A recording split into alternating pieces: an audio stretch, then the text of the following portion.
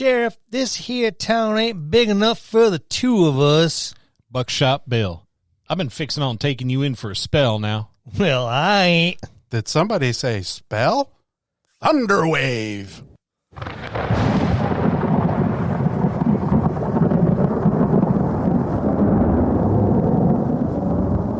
It's Running a Wild West campaign this week on the Dungeon Masters Dojo.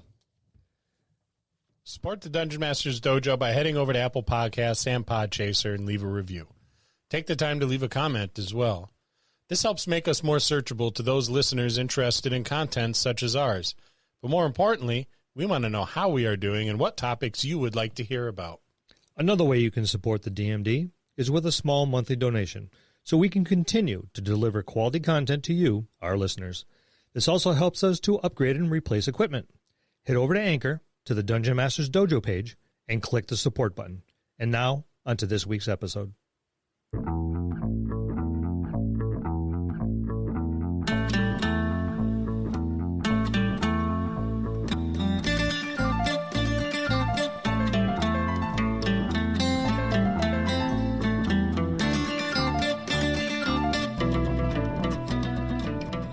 Hello, and welcome to another episode of the Dungeon Masters Dojo podcast.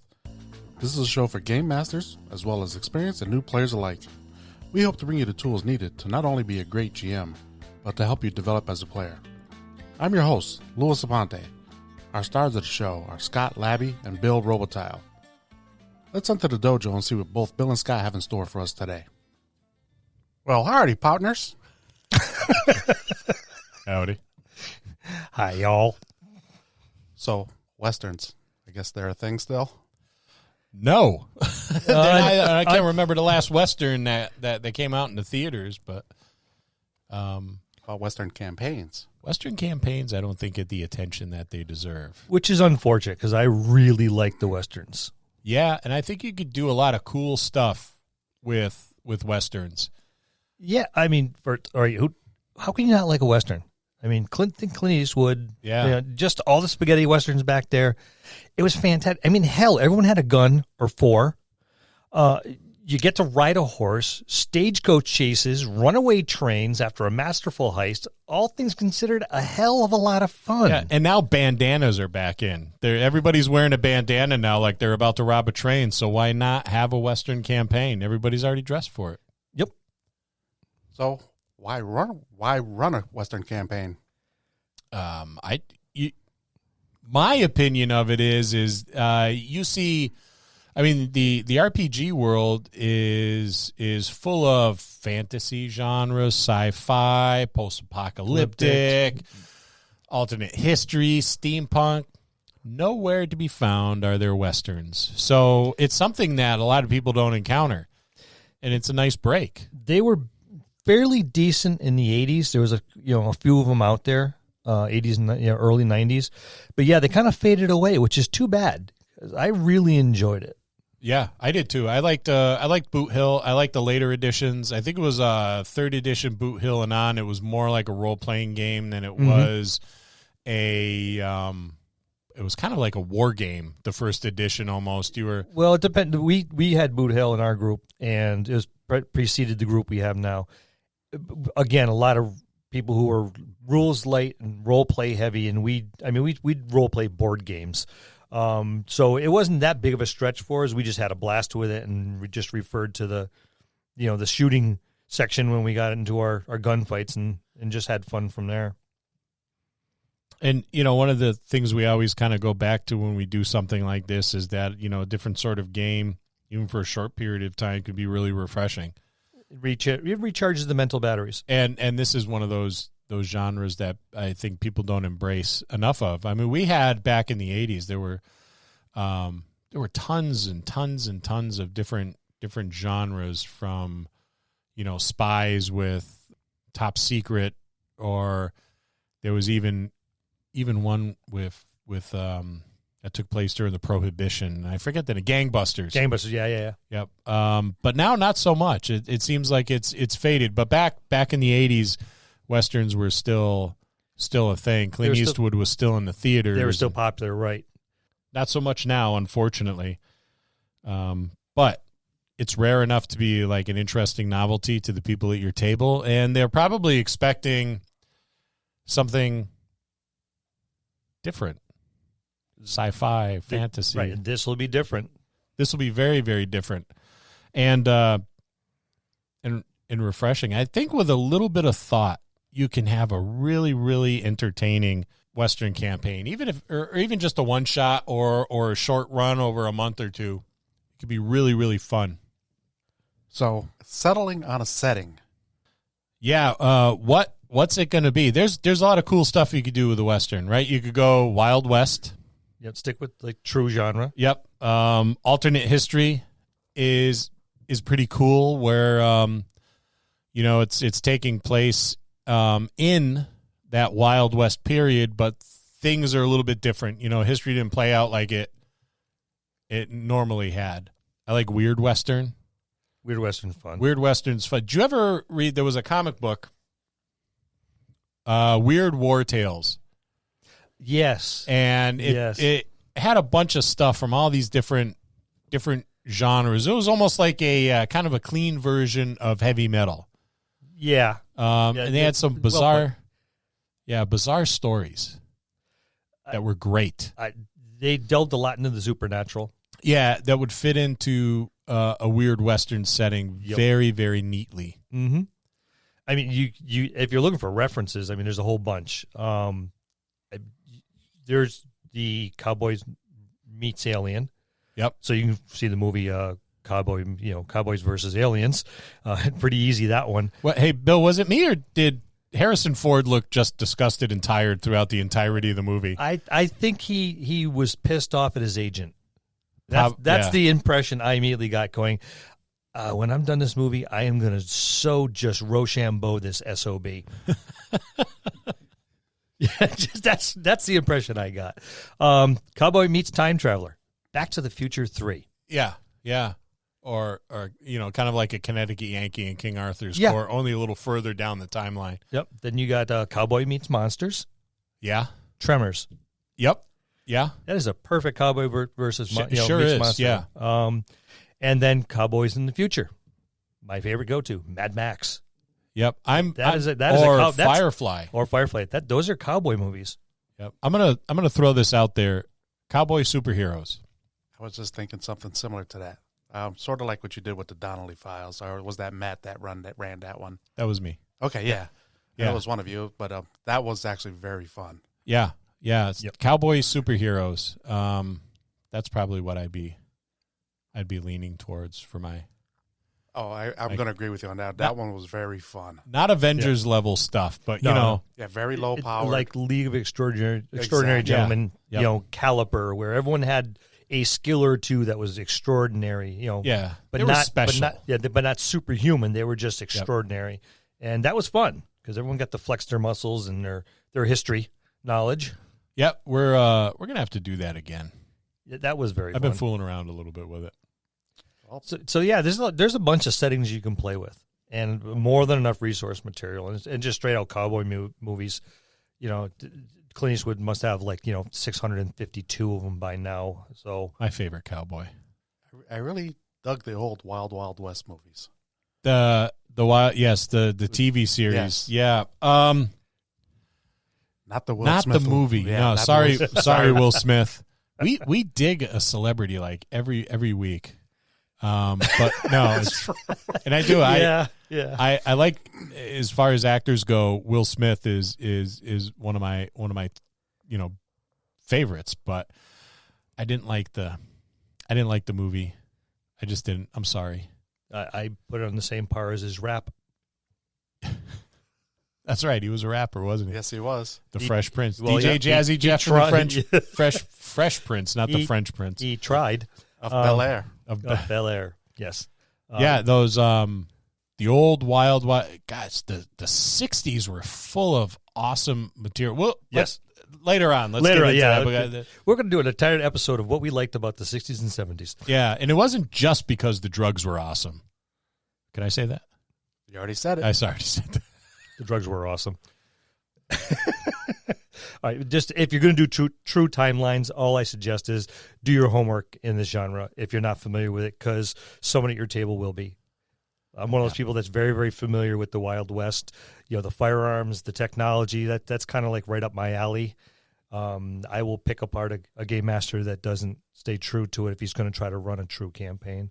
If it's off the rails a little bit, then because you're throwing aliens or technology or future or something like that. Oh, then all bets are off. But if you're going to try to run a true campaign, the only suggestion I have is just do a little bit of homework. That's all.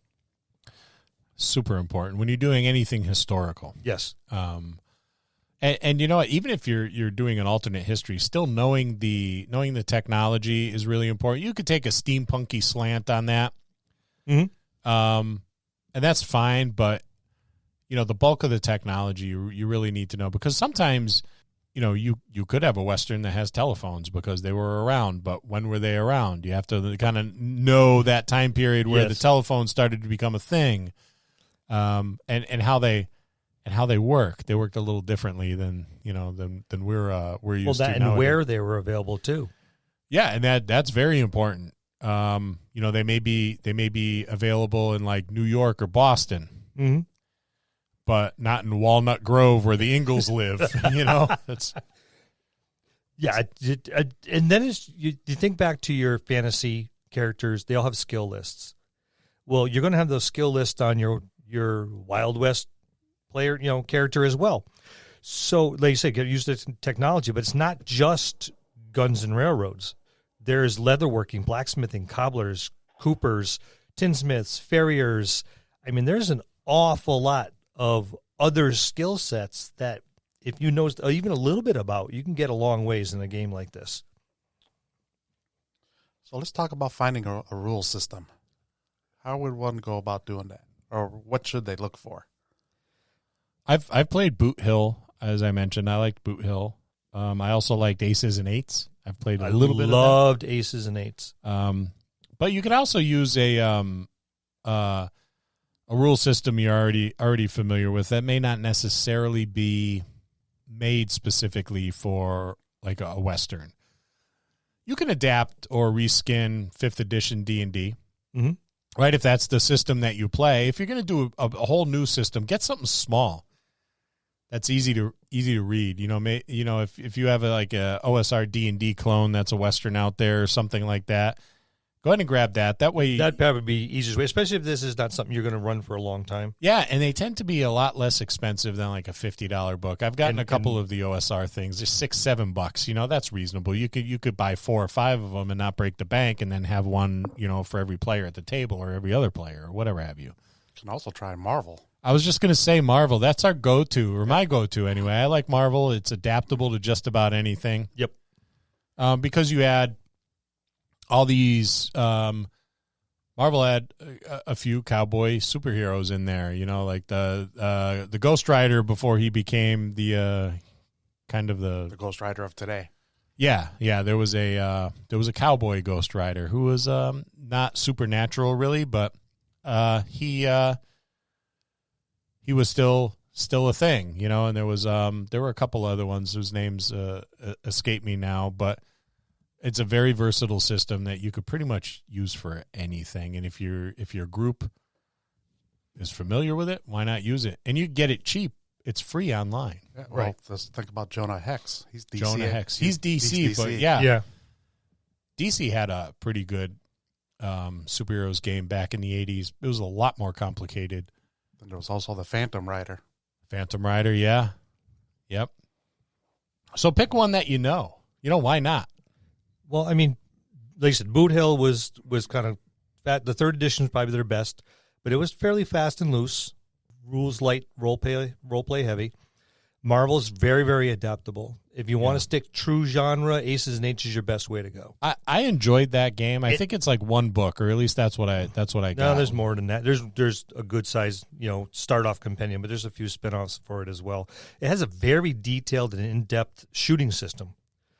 So, it can get a little wordsy here and there, but if you want, to do the ricochet off the bell tower and and the frying pan hanging out in front of the general store and shoot the guy, in the back, you can probably get away with it. But you're just going to, it'll be easier to do in Marvel. Yeah, that's got a card system associated with it, doesn't it? Yes, it does. Is that the one I'm thinking of? It's Yep. been years since I played it, but it was fun. I recently played a game called Brass and Steel, and it's more steampunk than anything else, but it is one book that's an easy read, and the rules are easy to pick up. And Scott Legault introduced me to that at Carnage Con, and I played what was the name? It was the Gaslight Gang goes to America, or goes to the United States, and it was really fun. And that would be something adaptable perfectly to a steampunk or a Weird West style. There you go. Game. And you get that on Drive Through RPG, and I think I got the hardcover book for under $20. That's good. And there's some free modules or adventures rather that come with it. It's a nice little game. It's worth checking out. And Scott Legault did a fantastic job of running the game. Like, I blinked and the 4 hours was up. But he's coming up in December. Yeah, he is. Yeah. Or December 1st. December 1st. Actually, I think this episode will probably drop after Scott's does. So I know with Bill, we talked about this a little bit, but to get familiar with the history. History is important. History is really important. It's hard to run a game like this without having a passing knowledge of the history of the time. Like, for example, the Wild West was happening at the same time that the Victorian period in England was going on. Mm-hmm. Two very different kind of climates and cultures. Right, the Civil War was either going on or was ending during that time period. So the stuff with history too, with stuff like this, there's a lot of hot spots that you have to kind of deal with respectfully, I guess, for lack of a better term. There was Well put. there's the issue of slavery, which is a very, I mean, it's not a period of our history that, you can really be proud of, and the way the Native Americans were treated. So that's something, I think really when you do a game like this, you have to have a strong session zero and go, we're going to, we may touch on some of these subjects, but we're not going to really, we're going to be respectful of them. So people aren't offended. Well, and keep in mind too, there was also the immigrants. Yeah, you had the Chinese, you had the Irish, which were basically clumped together, and were looked to, fairly poorly upon. So you got to keep that in mind too. Yeah, there was a lot of prejudice. There was a lot of stuff that it really doesn't leave much to be proud of. But it's history; it's got to be recognized. Yeah. Well, so do some research and make it fun. If you want quick and easy, watch a few movies. There's a few movies out there that are probably the closest to period true. So you look at like The Good, the Bad, The Good, the Bad, and the Ugly. One of my all-time favorites. But that was pretty true to what was happening, in that time and era, the Spanish-American Wars, stuff like that, the conflicts around the Mexican border, Texas, that whole area. So that's a really good one, too. Tombstone is another really good one to watch. I liked 310 from Yuma, the one with Christian Bale. I didn't see that it's the one that came before it, but 310 to Yuma was one of my favorites. Very good one. Damn, anything with Clint Eastwood. Yeah, the outlaw Josie Wales. Yeah. Love the outlaw Josie Wales. And then The Unforgiven was extremely Fantastic. good. Yep. Fantastic. And Dances with Wolves. If you want to. It was good. It was very good. If you're going to have Indians in your campaign, then make sure you see both sides, and that's a great way to see the other side. Yeah, it is. Very, very. A lot of those, going further back in the movies, it's they depicted the Native Americans in very poorly. So I would stick with stuff that's a little more recent to get a better idea anyway, of that. Even something as simple as looking at old pictures. And then there was like a made for TV movie, Geronimo, Yes. which was really good. Wasn't that a back miniseries? Yeah, maybe it was a miniseries. Yeah, It was back in the late 80s, maybe early 90s. Early 90s, I think. Yeah, but yeah, I think that was a miniseries. But that was pretty good. Last of the Mohicans. Yep. That's way before the Western era, but So there's resources out there. So just tons of them. Yep. Well, also with that said, is getting familiar with the technology. I know we touched on this a few moments ago. I know Bill was talking about the different weapons. You talked about the different phones, if they were available. Telegraph is another one. You got in few places had light. If it wasn't by gas, it was by oil. Yeah. The technology was interesting back there. You had the Gatling guns and stuff, which they're like wind up machine guns. You had some large artillery available as well, but then the all variety. I'm not much of a gun guy, but all those varieties of ask away. Oh, we're looking at you. Revolvers and the whatnot. And Yep. The Peacekeeper. Oh, I love the Peacekeeper. it's a whole nother show. You opened up Pandora's box. Gotta let it breathe. Winchester Model 94, lever action, 15-shot, 45 cal. Oh. So what about some tips to make your Western campaign successful? Well, we talked about movies. I often will do research by watching movies, and I'm going to suggest that amongst all of those fantastic Westerns that we mentioned, go watch the 3 Sherlock Holmes movies that Robert Downey Jr. did. Those were fantastic. Yeah. They were fantastic. It takes place in a totally different country, but it's at roughly the same time period. It's in Victorian England. It's got kind of a steampunky vibe, and they were great. They were fantastic movies.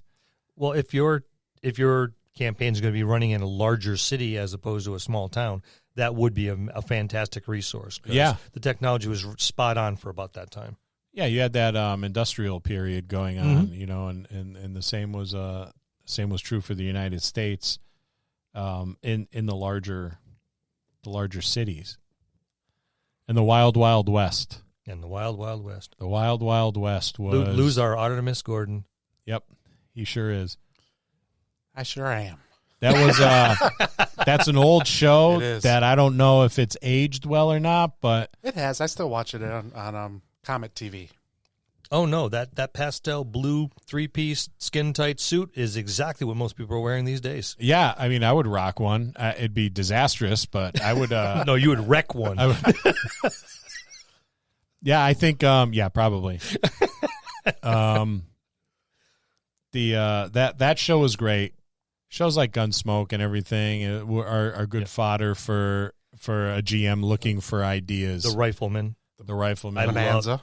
Yeah, Bonanza, was good. yeah, Big Valley. Yep. Well, that speaks to a lot of the conflicts of the It time. does. too. Yeah, that's why I was debating on even mentioning Yeah. that one. Well, I mean, there's a lot of conflicts at the time that are not necessarily controversial, but there were definitely conflicts. So I mean, you the ranchers was a big one. Yep. The cattle versus sheep. Yeah. That was just massive. You had the railroad. It was trying to take land from towns, from people, from ranchers, just to get from point A to point B. Governments, you had settlers trying to move into areas that were owned by the ranchers or the ranchers thought they owned. There's large companies and corporations that were looking for oil, minerals, wood, water rights. So there's a whole bunch of conflicts where you don't have to get into any of the previous mentioned stuff that we are, there was just a lot going on. I'm conflicted about something, Bill. Yes. You ever notice that all those Cartwright boys, none of them had the same mother, but there was never a mom in the house. So I don't know what Ben Cartwright was doing. I don't know if he was running around fornicating indiscriminately, had himself, a bunch of kids by a bunch of different women, or if he was doing the Henry VIII thing, and ditching Boys, whatever you do, don't let the cattle go up on the 37th parcel. Yeah, that's where the moms are buried. Yeah, so I don't know. They never mentioned anything like that. I always found that a little. Never really thought about that until you said it. Yeah. Where's the moms? Because none of them looked like they came from the same mom, and I think the whole premise was they had different moms. So I don't know if there was disease involved, or I think Ben Cartwright was. He's a player. He was a player, and he knocked them off. That's what happened. Their last name should all be Snow. All I know is I'm not surprised if Hoss's mom didn't make it through childbirth. It was a big boy. That was a hell of a hat, too, if he came out with that hat. That's the first time I ever seen a 15-gallon hat. Yeah, that was a big one. So, yeah, there's conflicts and that you can completely avoid some of the previously mentioned. You don't have to go into the Indians. You don't have to go into who was being subjugated for the railroads. You don't have to go into the slavery at all. There was more than enough conflicts out there to keep things occupied. I mean, the nation was growing, and there was definitely growing pains at the time. Well, boys, I think it's time we saddle up to the bar and get another drink. And I got a hankering for some beef jerky. I'm feeling a bit parched. We'll be right back. And we're back. I reckon so. Scott wouldn't share his jerky. That's okay. We'll take him out back and shoot him later. Yeah. Damn dirty polecat. It's not nice. Yeah, he'll just shoot you in the leg. He'll That's wing what you. happened to all those Cartwright wives. Well, for that, I have a special treat for everybody. Oh, here he goes again. He's going off script on us again. I think you should whip up a Western campaign or something so that the listeners can get their whistles wet without actually having to mosey up to the bar just yet. Sucks working for Lou. I hate it when he does this crap. Okay. All right. Okay. Western adventure. All right. Why don't you start? All right. You got a plot hook, a story arc.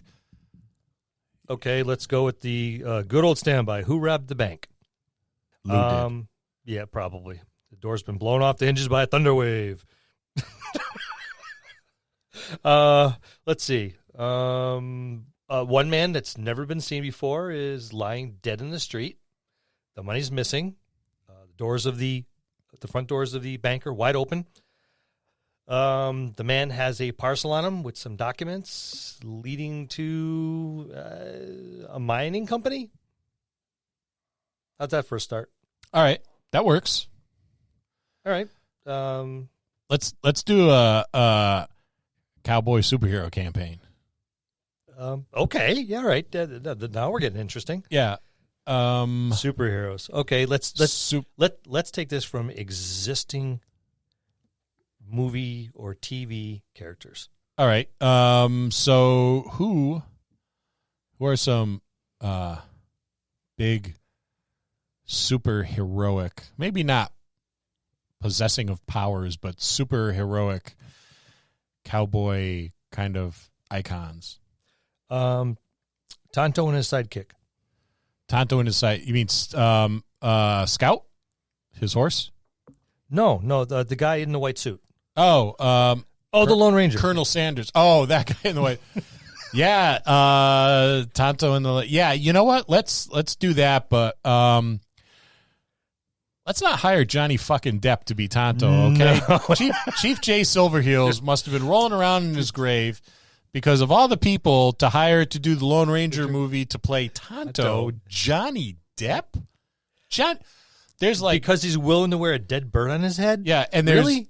Yeah, okay. I'm Captain Jack Sparrow, only now I'm a Native American. You mean to tell me they didn't have any Native American actors? Apparently, that they all refused the job. So when we do the pre-gens, Tonto has to be a badass because he was like underutilized. I said, let's say Tonto and his sidekick. Yeah, Tonto has I loved Tonto. Tonto was underrated. Always got the Lone Ranger out of the trouble. Yeah. He was the one that always escaped everything. He was the one that always could find the trails or something like that. He, in my eyes, he was more heroic more often than the guy with the gun. Yeah, he always ended up going into town too. And getting the crap kicked out of him too. Yeah, I go to town and tell sheriff. And then Tonto gets hung. Always happened. The old Lone Ranger got himself in trouble for going to town to tell the sheriff. They're always lazy sheriffs in the Lone Ranger TV series. It is. The deputy was the one that did all the work. Yeah. The sheriff was always kicked back with a coffee or a bottle in his hands with his feet up on the desk. Yeah, being a sheriff back then must have been awesome if it was anything like it was depicted in the TV shows. It was like a Wild West security guard every time. At the mall. Yeah. Yeah, I actually had that job years ago, and I did just that. I wasn't going to say it. The Lone Ranger is a distant relative of the Green Hornet. That's right, too, yeah. Yep. Yep. John Reed was, the Lone Ranger, and what was the Green Hornet's name? In the TV series, you could see a picture of the Lone Ranger hanging on the wall every now and again. It was like, I wanted to say it was like Guy or something like that. Guy Reed. It was one of those 60s kind of names. Yeah, but that's watch too much TV. All right, who else are we going to have? So we got Tonto and the Lone Ranger, not portrayed by Johnny Depp. We'll keep Armie Hammer, though. There you go. Pre-gens, Zorro. Ooh, someone over from Europe. Yeah, well, California. Well, yeah, that's right, California. Well, all of a sudden, Antonio Banderas jumped to mind. Who is from Europe, who was a fine Zorro. Yes. Second only to George Hamilton. Do you remember that movie?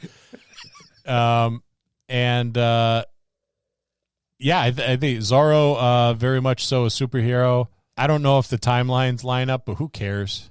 I think a lot of people wore the Zorro outfit. I think it was relatively close because San Francisco was very, very progressive, just like New York and Boston and stuff. So I don't think it'd be that far of a stretch for the timeline. Yeah, most definitely. Because they were dealing with the Spanish-American War about that time in Zorro movies, in the series. Yeah, he was constantly at odds with Santa Anna's men or something. Like there was always like that Mexican military presence, right, in the movie. Yeah, so I think timeline wise that'll fit. All right, who else we got? It's got to be someone. We need a martial arts expert. Yeah. I mean, you could do that with Tonto, I suppose. They did it with the Indian in the cupboard guy in that movie. What was it? A Brotherhood of the Wolf. It was actually good. It was a French movie. It was about the Beast of Avignon, and anyway, it was a long movie. It was good. But the guy who was the Indian in the cupboard, I forget the guy's name, but he's like he's the Lou for the Iron Chef competition. He's the Iron Chef's Lou. You know what I'm talking about? What's his name? I couldn't tell you. I didn't see the movie. Neither did I. All right. You've seen Iron Chef, right? Yeah. He's that guy. He does your job only on the Iron Chef. He gets paid more, too, I bet. Yeah, I'm sure he does. He doesn't have to put up with us. Just Bobby Flay, who I'm sure is very easy to work with. Oh, it's a charm. What is it, Kwai Chan Kane or David? David from Keir. Kung Fu. From Kwai Kung Chan Fu. Kane. Yeah. Actually, that would work in really well with that whole mining company thing because, granted it's not a railroad, but he could be looking into some stuff with like the mistreatment or slave labor of Chinese immigrants working on a railroad associated with a mining company. It could have brought them to that town. If you don't want to go that way, you can always deal as some kind of merchant dealing with silk trade and spice trade coming off the railroad and why some of the things are missing. Yeah, that'd be a good way to kind of bring some people together. You could have you could bring Zorro in there's some sort of Mexican military influence happening that he's looking into, and you can have this really broad kind of campaign where everybody's trying to piece together what's going on because everybody's got a different piece of the puzzle that somehow comes back to this guy laying dead in the street. With a parcel that has documentations leaning towards a mining company. Who killed him and why? Yeah. For the game masters, why don't you roll a little bit of the land grab from the railroad into it as well? Oh, that's a good idea. Yeah, And they're at odds with the mining company, and this little town and its people and are in the middle. yeah, like the mining company has their own like Pinkertons, so to speak. They have their own like military presence, and so does the railroad. So maybe this town that's just big enough to have a bank and some other businesses is kind of caught in the middle. Yep.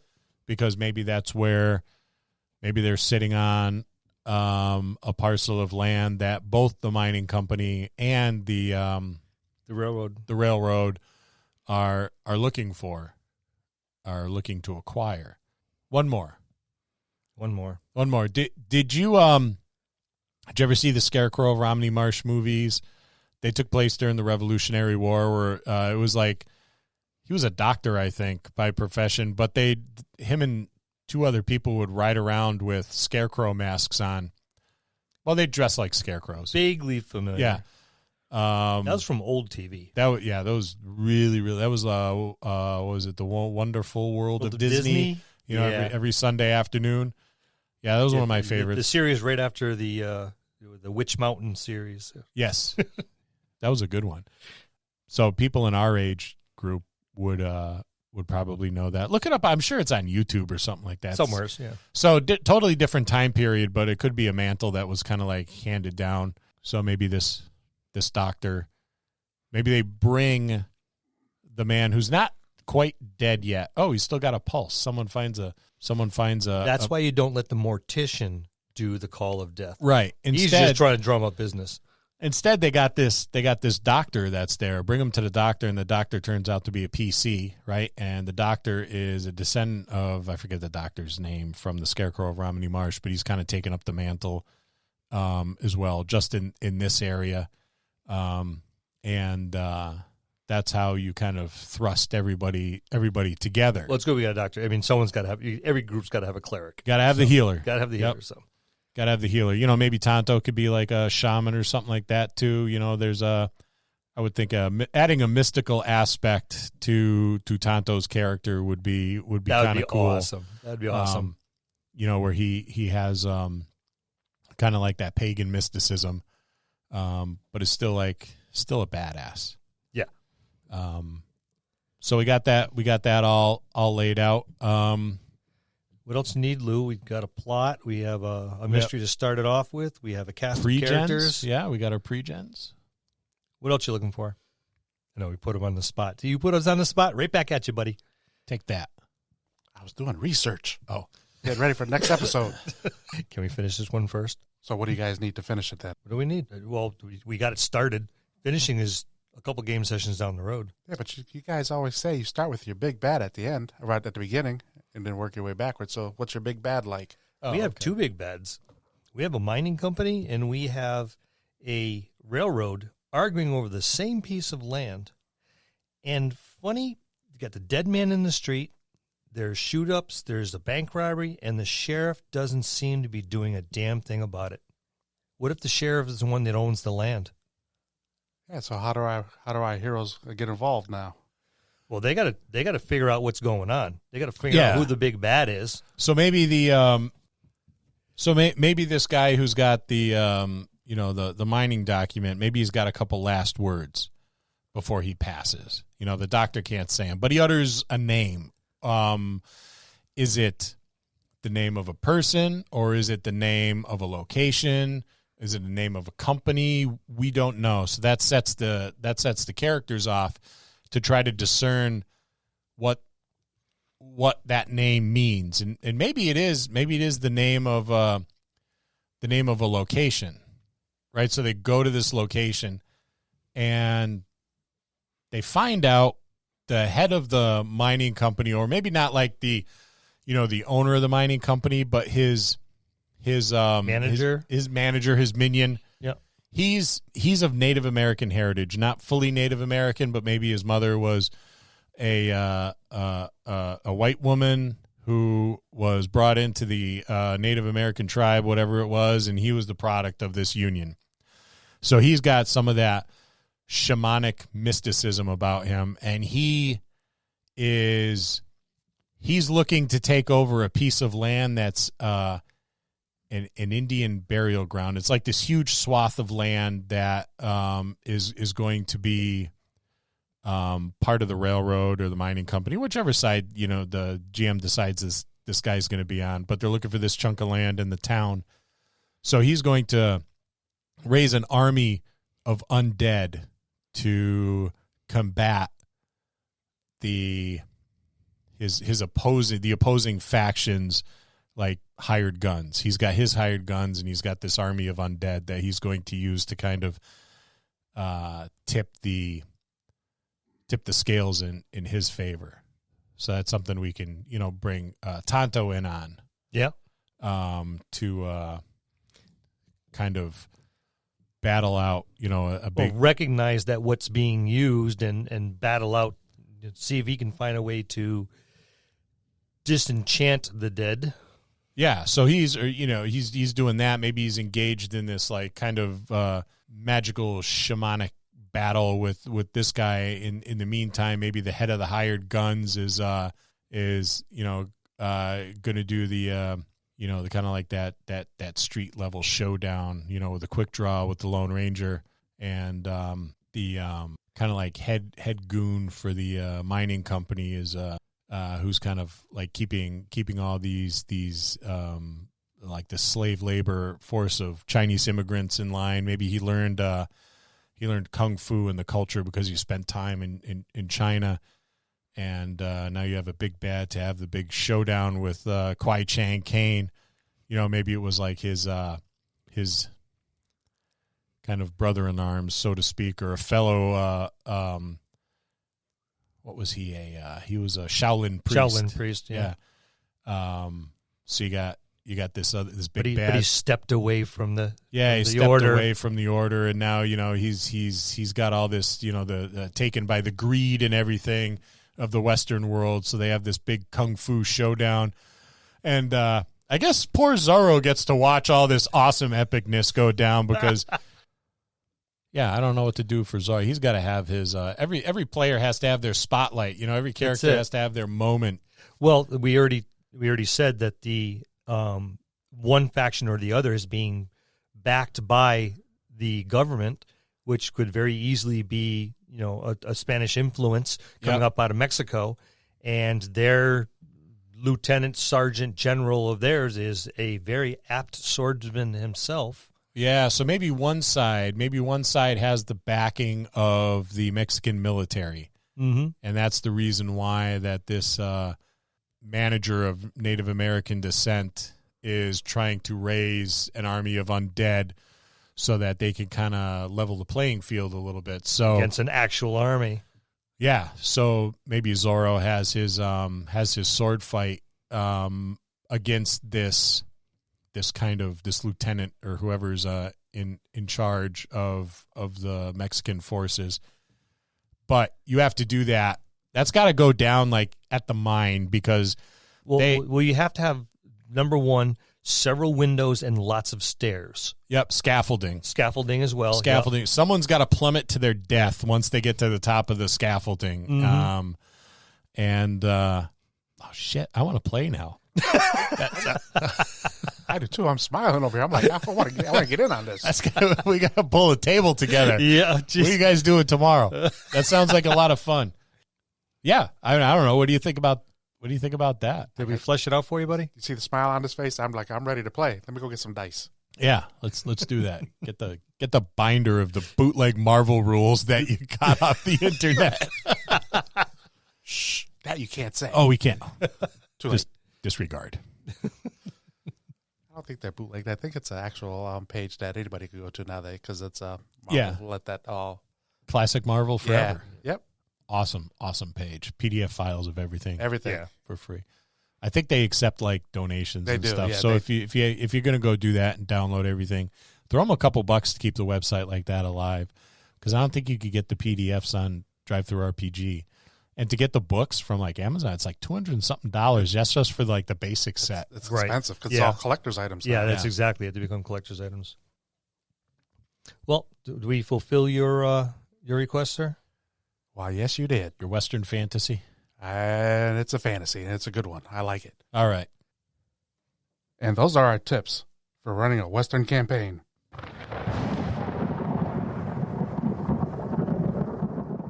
That's going to conclude this episode. Thanks for tuning in and listening. Please subscribe to the podcast for more great content. If you'd like to hear a particular topic, you can reach us on Facebook at the Dungeon Masters Dojo, or you can drop us an email at thedungeonmastersdojo@gmail.com. Thank you, and have a good day.